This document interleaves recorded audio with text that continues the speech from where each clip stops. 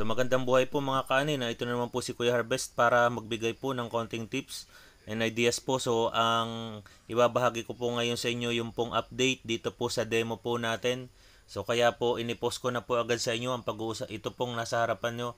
Ang pag-uusapan po natin ay tungkol sa pH level ng soil dahil sinuri ko po yung demo at napansin ko po doon na nasa borderline siya ng medyo acidic yung lupa. So nasa 5.5 po ay ang requirement po sa palay ay dapat ay 5.5 to 6.5. So kaya po dito po sa video na ipapakita ko sa inyo mamaya, nagkameron po ako ng recommendation doon sa farmer na sa may-ari ng palayan na dapat ay maglagay siya ng 20 bags at 50 kilos per hectare na agricultural lime. So nasa sa kanila na po yan kung maglalagay po sila. So dahil po doon sa paunang resulta po nung MOET na nakita ko, base sa soil analysis ay deficient po sila sa nitrogen, phosphorus at saka sulfur. So ang phosphorus po hindi siya nagiging present at hindi makonsume o magamit ng halaman kapag acidic ang lupa. So dahil slightly acidic siya, maaaring yun ang kaya naging resulta is mababa ang phosphorus. So panoorin nyo po yung naging video po. Yan, so magandang buhay po. So ito po yung update natin sa ating demo farm. Napakalinis na po ng palaya natin ngayon. Ito po. So ilang araw na lang magtatanim na po tayo. At update lang po. So yun para na po itong dagat, pantay na pantay. So isang patama pa ho ito at tataniman na. So ilang days na lang po, mga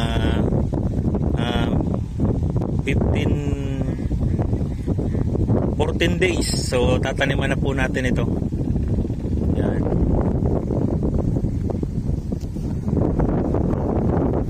So ito po yung mga patong, mga itik pa rin, naghahanap ng cool.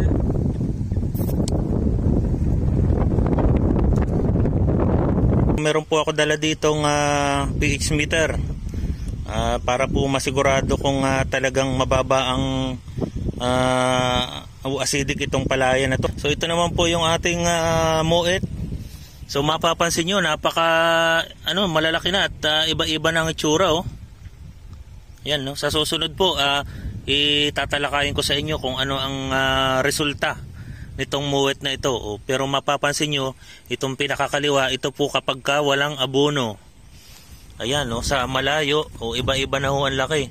So ibig sabihin, dyan po ako magbabase kung anong i-recommend ko na abono dito po sa palaya na ito. So ito rin po yung isa Ito naman po yung lugar na kinuhaan namin ng lupa dito sa mataas na parte. Ayan. So mapapansin nyo, mayroong malago ang tanim, mayroong kokonti. So hindi ko na po babawasan ng suwi dahil ng isang butel dahil medyo na, malalaki na, sayang. So bali ang gagawin ko po ngayon, kukuha po ako ng lupa, itetest ko po yung pH level. Yeah. So itutusok lang po ito dito.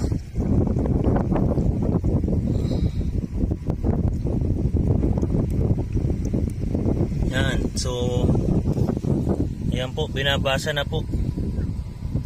Mapapansin natin gumagalaw na kasi dun sa resulta ng ibang analysis na pH tester ay mababa.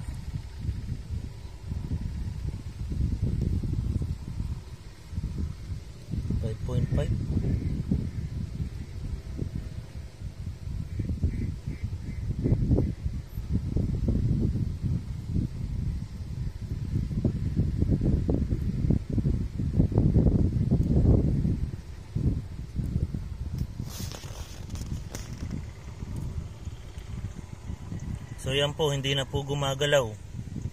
So 5.5 naman pala.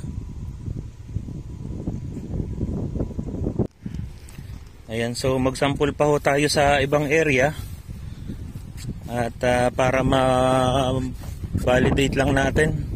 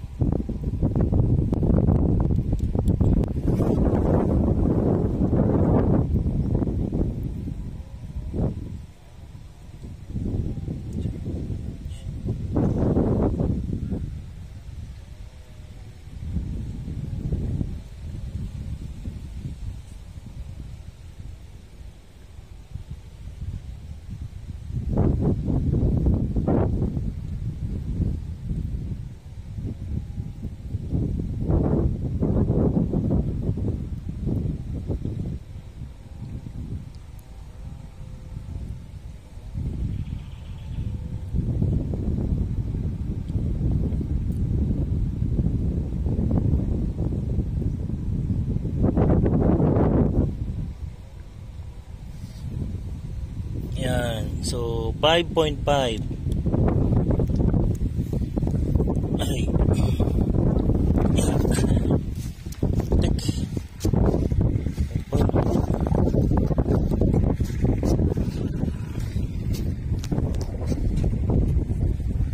Yan, so yan po ang update. Malapit na tumanim, so napakalinis na.